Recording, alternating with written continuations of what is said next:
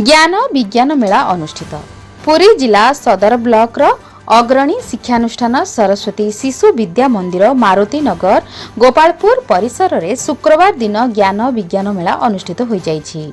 विद्यालय प्रधान आचार्य विनोद कुमार सेनापति प्रत्यक्ष तत्वावधान रे आयोजित ज्ञान विज्ञान मेला रे मुख्य अतिथि भावे पुरी विभाग सोप्रमुख श्रीजुक्त दीनबंधु त्रिपाठी जोगदे कार्यक्रम को आनुष्ठानिक भाव उद्घाटन करथिले। तेबे विद्यालय छात्र छात्री मानक द्वारा मोट 120 गोटी प्रकल्प प्रदर्शित होइथिया बेले एथिरे 324 जन छात्र छात्री अंशग्रहण करथिले।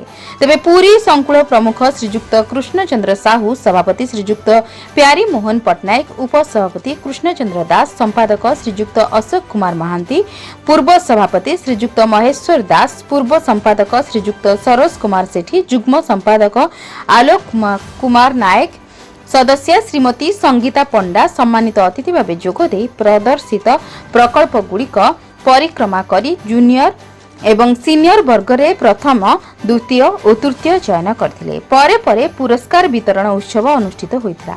कृतित्व हासिल करथिबा प्रकल्प गुड़िकर छात्र छात्री को मानपत्र सह ट्रॉफी देई अतिथि मानक द्वारा पुरस्कृत करा जायतला। पुरीरू रंजन बेहरा रिपोर्ट के पब्लिक न्यूज।